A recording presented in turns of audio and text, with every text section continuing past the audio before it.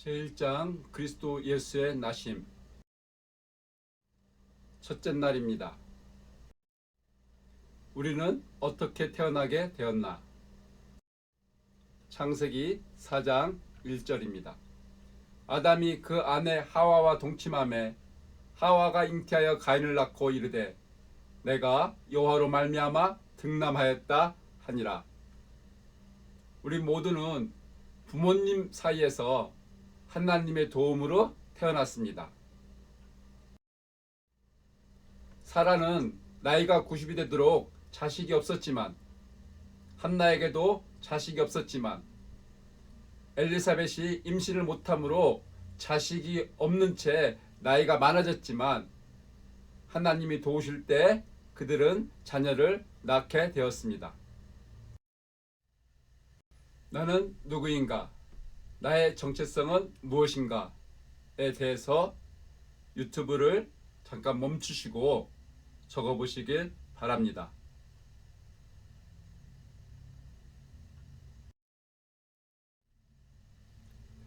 성경은 우리들의 정체성에 대해서 창세기 4장 1절 아담이 그 아내 하와와 동침하매 여호와가 잉태하여 가인을 낳고 이르되 내가 여호와로 말미암아 득남하였다 하니라. 우리 모두는 하나님의 도움으로 태어난 사람들입니다. 이것이 우리들의 정체성입니다. 시편 139편 13절 14절에서 다윗은 자기 자신의 정체성에 대해서 이렇게 말하고 있습니다. 주께서 내 장부를 지으시며 나의 모태에서 나를 조직하셨나이다. 내가 주께 감사하옴은 나를 지으심이 신묘 막측하심이라. 주의 행사가 기이함을 내 영혼이 잘 아나이다. 다윗은 하나님께서 자기를 지으셨다. 자기를 조직하셨다. 그래서 하나님께 감사하다. 하나님께서 자기를 지으심이 신묘막측하기 때문에 이제 자기는 주의 행사가 기이함을 잘 안다. 자기의 정체성, 여호와로 말미암아 태어났다. 이 정체성을 확고했던 다윗은 하나님을 영화롭게 하는 인생을 살 수 있었습니다. 우리 자녀들의 정체성은 무엇인가요?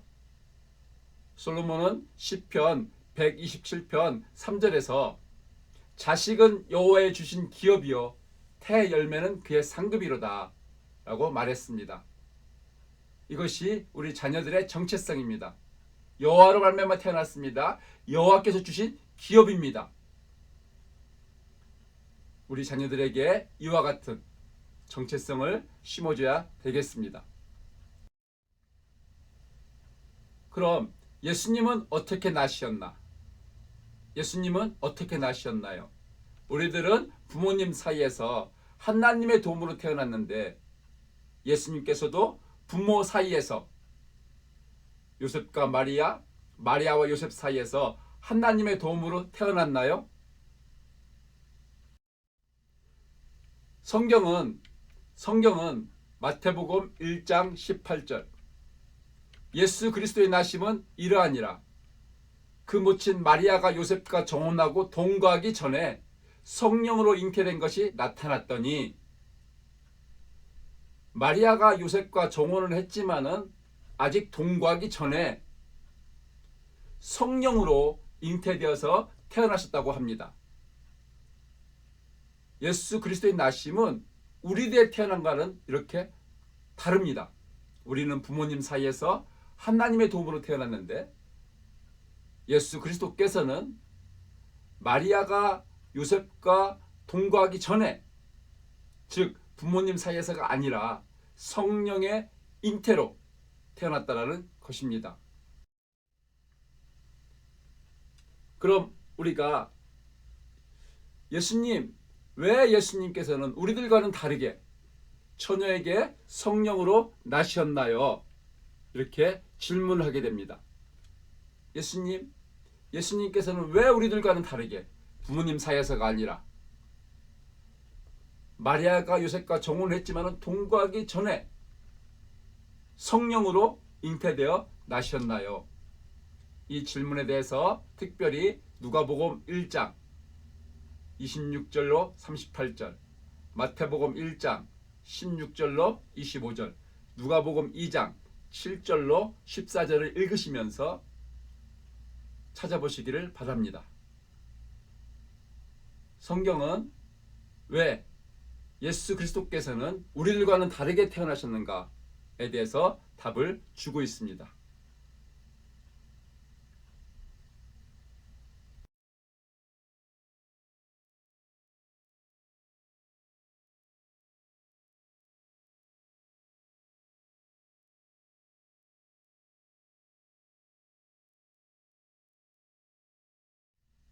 이제 둘째 날입니다. 예수님은 왜 우리들과는 다르게 처녀에게서 성령으로 잉태되어 나셨나요? 라는 질문에 대해서 마태복음과 누가복음의 말씀을 보았습니다. 첫 번째 답, 예언된 말씀을 이루시려고. 두 번째 답, 사람의 아들이 아니라 하나님의 아들이시니까. 세 번째 답, 만왕의 왕이시니까. 네 번째 답, 만주의 주이시니까. 다섯 번째 답, 죄인들을 죄에서 구원해 주시기 위해. 이와 같은 다섯 가지 답은 하나님의 천사들이 알려준 것들입니다. 다시 말해서 하나님께서 우리들에게 말씀해주고 있는 내용들이라는 것입니다. 첫 번째, 예언된 말씀을 이루시려고. 마태복음 1장 22절로 23절. 천사가 알려준 것입니다. 이 모든 일에 된 것은 주께서 선지자로 하신 말씀을 이루려 하심이니 가라사대 보라 처녀가 잉태하여 아들을 낳을 것이요 그 이름은 임마누엘이라 하리라 하셨으니 이를 번역한즉 하나님이 우리와 함께 계시다 함이라. 마태복음 1장 22절 23절에서는 예수 그리스도께서 나시기 700년 전에 선지자였던 이사야서 7장 14절을 인용하면서 주께서 선지자로 하신 말씀을 이루시기 위해서 이렇게 나셨다라고 가르쳐주고 있습니다. 두 번째, 그리스도 예수께서는 사람의 아들이 아니라 하나님의 아들이시니까 우리 모두는 부모님 사이에서 하나님의 도움으로 태어난 사람의 자녀들입니다. 그러나 예수 그리스도께서는 마리아가 요셉과 동거하기 전에 마리아에게서 성령으로 잉태되어 나신 분이십니다. 하나님의 아들이십니다. 천사가 알려줬습니다. 누가복음 1장 35절. 천사가 대답하여 가로되 성령이 너에게 임하시고 지극히 높으신 이의 능력이 너를 덮으시리니 이러므로 나실 바 거룩한 자는 하나님의 아들이라 일컫으리라. 세 번째, 만왕의 왕이시니까 천사가 알려준 답입니다. 누가복음 1장 32절 33절. 저가 큰 자가 되고 그리스도 예수이십니다. 지극히 높으신 이의 아들이라 일컬을 것이요 하나님이십니다. 주 하나님께서 그 주상 다윗의 위 왕 자리를 저에게 주시리니 영원히 야곱의 집에 왕 노릇 하실 것이며 그 나라가 무궁하리라.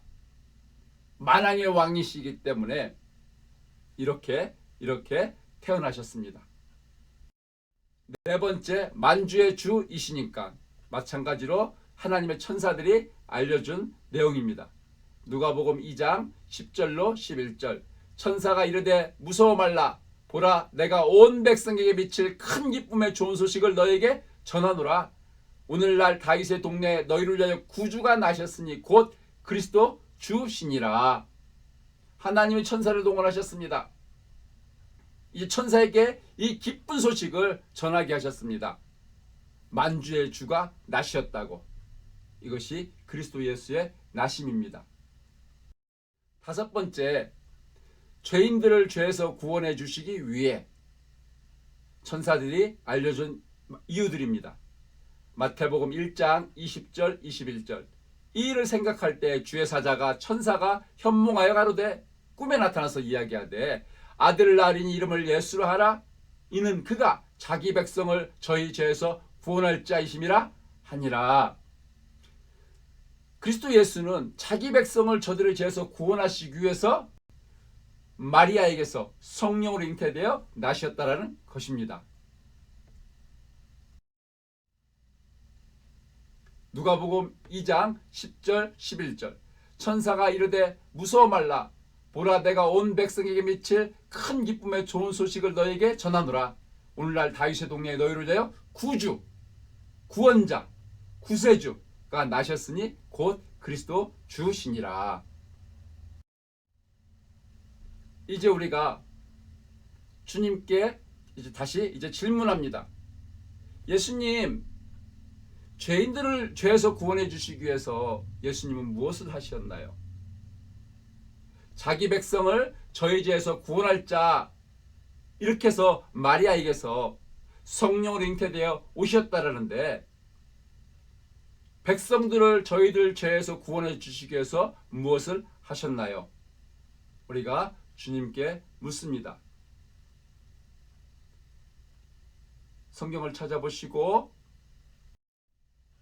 성경을 찾아보시며 이 질문에 대한 답을 적어보시기를 바랍니다.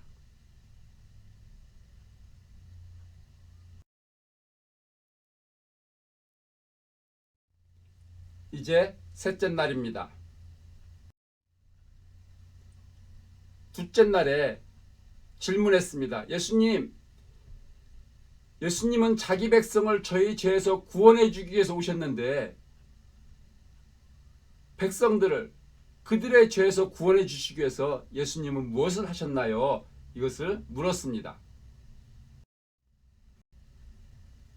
첫 번째, 성경이 말씀해 주고 있는 답입니다. 빌립보서 2장 6절로 8절. 그는 근본 하나님의 본체시나 오히려 자기를 비어 종의 형체를 가져 사람들과 같이 되었고 사람의 모양으로 나타나셨음에 자기를 낮추시고 죽기까지 복종하셨으니 곧 십자가에 죽으심이라. 자기 백성을 저희 죄에서 구원하여 주시기 위해서 근본 하나님의 본체이시지만은 사람으로 오셨고 또 자기를 낮추시고 십자가에 죽으심으로 자기 백성의 죄를 구원해 주셨다는 것입니다. 마가복음 10장 45절 주님께서 친히 해주신 말씀입니다. 인자에 내가 온 것은 섬김을 받으려 함이 아니라 도리어 섬기려 하고 나의 목숨을 많은 사람의 대속물 죄 싹스로 주려 함이니라 라고 주님께서 말씀하셨습니다. 자기 백성을 저의 죄에서 구원해 주시기 위해서 그리스도 예수께서 친히 자기의 목숨을 대속물로 십자가에 내어 주신 것입니다. 돌전은 이렇게 말했습니다. 그리스도께서는 자기 목숨을 많은 사람의 대속물로 주시기 위해 사람으로 나셨다. 예, 그렇습니다. 그리스도는 죽어주시기 위해 오셨고 또 그렇게 대속물로 죽어주셨다. 예, 그렇습니다. 이제 우리가 주님께 묻습니다. 주님은 하나님의 아들이십니다. 주님은 만왕의 왕이십니다. 주님은 만주의 주이십니다. 그 주님께서 왜 꼭 십자가에 죽으셔야만 했나요? 자기 백성을 저희 죄에서 구원해 주시기 위해서 십자가에 죽어주셨다는데 왜 꼭 십자가에 죽어주셔야만 했나요? 이것에 대해서 주님께 묻습니다.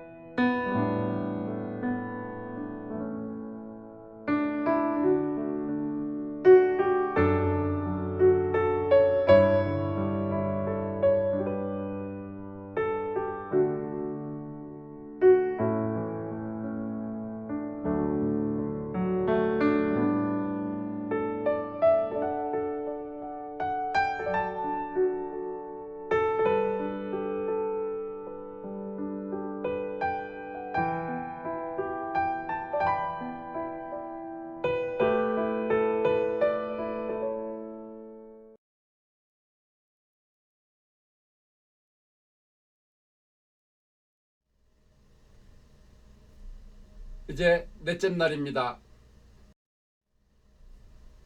셋째 날에 주님 왜 십자가에 죽으셨나요? 물었습니다. 히브리서 9장 22절.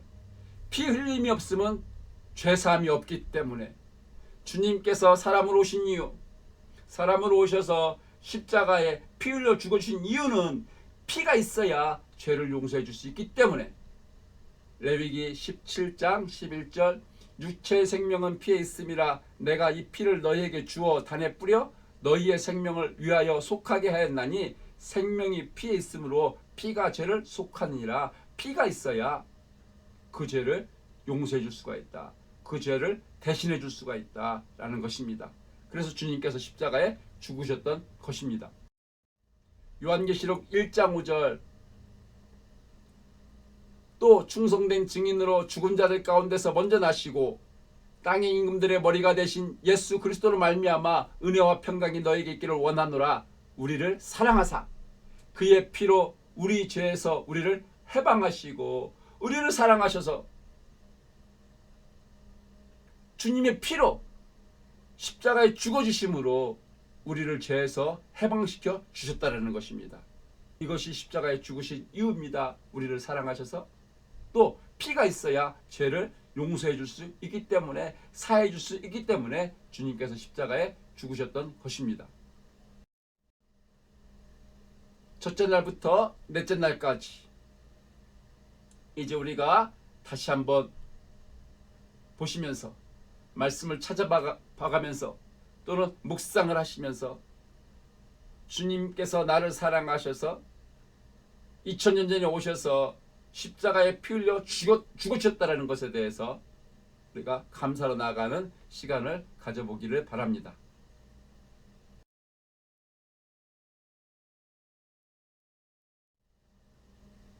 마지막 다섯째 날입니다. 사람들은 여자의 씨로부터 나지 않고 남자의 씨로부터 태어나는데 마태복음 1장의 족보, 누가복음 3장의 족보를 보면 이렇게 되어 있습니다. 사람들은 아버지로부터 태어나는 것이다. 그런데 오직 예수님만이 여자로부터 나셨습니다. 마리아에게서 요셉과 정혼을 했지만 동거하기 전에 여자로부터. 예수님 왜 그렇게 하셨나요? 왜 그렇게 하셨나요? 우리가 한 가지 더 주님께 묻습니다. 마태복음 1장 22절 23절, 이사야 7장 14절, 마태복음 1장 16절, 갈라디아서 4장 4절로 5절, 특별히 창세기 3장 14절 15절. 창세기 3장에서는 여호와 하나님이 베베에게 이르시되 내가 너로 여자와 원수가 되게 하고 너의 후손도 여자의 후손과 원수가 되게 하리니 여자의 후손은 내 머리를 상하게 할 것이요 너는 그의 발꿈치를 상하게 할 것이니라 하시고, 아담이 죄를 졌을 때 하나님께서 하신 이 말씀, 첫 번째 복음이 2000년 전 예수님께서 마리아에게서 태어나심으로 성취되었습니다. 그리스도 예수께서는 여자의 후손으로 오셨습니다. 그 이유는 로마서 5장 12절, 이러므로 한 사람으로 말미암아 죄가 세상에 들어오고 죄로 말미암아 사망이 왔나니 이와 같이 모든 사람이 죄를 지었으므로 사망이 모든 사람에게 이르렀느니라. 아담 한 사람의 죄로 말미암아 죄가 세상에 들어오고 죄 쌌은 사망이라 정령 죽으리라. 죄로 말미암아 사망이 왔는데 이것이 모든 사람에게 물려졌습니다. 그래서 모든 사람이 죄를 짓고 사망이 모든 사람에게 이르게 되었기 때문에 우리 주님께서는 이렇게 나셔야 했던 것입니다. 이제 의사 선생님이기도 한 디한이 이 부분에 대해서 잘 정리를 해줬습니다. 죄가 사람의 피에 영향을 끼치기 때문에 아담의 자손이지만 죄는 없는 자로 오셔야만 하기 때문에 그리스도께서 처녀에게서 나시는 것이 꼭 필요했다. 바로 이 이유 때문에 하나님께서는 그리스도의 피에 아담의 피와 아담의 죄를 물려받지 않게 하시기 위해 예수님을 남자가 아닌 여자에게서 나게 하신 것이다. 예수님께서는 여자에게서 오셨습니다. 이 세상에 여자에게서 태어나신 분은 오직 한 분 예수 그리스도 뿐이십니다. 그 이유는 아담의 죄와 아담의 죄성을 원죄를 물려받지 아니하고 태어나셔야만 되기 때문에, 그래야 죄인들을 위해서 대신 죽어주시고 저들을 죄에서 구원해 주실 수 있기 때문에 하나님께서 사람으로 이제 여자의 몸만 빌려서 이렇게 오시고 십자가에 피 흘려 죽어주셨던 것입니다. 그리스도께서는 다른 사람들처럼, 우리들처럼 아담으로부터 원죄와 죄성을 물려받지 않으신 오직 한 분이십니다. 요한일서 3장 5절, 그가 그리스도 예수 우리 죄를 없이 하시려고 나타난 바 된 것을 너희가 아나니 그에게는 죄가 없느니라. 우리 주님께서 우리 죄를 없이 주시기 위해서는 본인 스스로에게, 자기 자신에게 죄가 없어야만 우리를 위해 대신 죽어주실 수가 있습니다. 그래서 주님께서는 죄가 없으신 분이 우리 죄를 위해서 대신 죽어주신 것입니다. 요셉과 마리아에게는 이제 결혼 후에 4명의 아들들과 딸들이 있었습니다. 그러나 주님께서 마리아의 첫 아들로, 첫 번째 아들로 나신 이유도 여기에 있습니다. 예수님이 태어나시기 6개월 전에 사가랴와 엘리사벳 부부는 침례 요한을 낳았습니다. 이 부부는 하나님 앞에서 모든 계명과 규례대로 흠이 없이 행하던 의인이었습니다. 그러나 주님께서 이들 부부 사이에 나시지 않은 이유도 바로 여기에 있는 것입니다. 이제 우리는 부모님 사이에서 하나님의 도움으로 태어났는데 왜 예수님께서는 우리들과는 다르게 부모 사이에서가 아니라 요셉과 마리아 사이에서가 아니라 마리아에게서만 성령으로 잉태되어 나셨는가? 우리가 그것을 이제 알게 되었습니다. 이제 두 번째 장에서는 그리스도 예수의 침례를 받으심입니다. 침례를 받으심. 누가복음 12장 50절, 나는 그리스도께서 말씀하셨습니다. 받을 침례가 있으니 그 이루기까지 나의 답답함이 어떠하겠느냐. 이미 2년 전 예수님께서는 침례 요한으로부터 침례를 받으셨습니다. 그런데 2년 후에, 최소 2년 후에 내가 받을 침례가 있다고 말씀을 하셨습니다. 주님, 이미 침례를 받으셨는데 받을 침례가 또 있다니 이게 무슨 말씀입니까? 이제 우리가 주님께 물으면서 2장을 준비합니다. 교회에서는 침례는 한 번만 받으면 되는 예식으로, 신앙의 고백으로 가르치고 있습니다.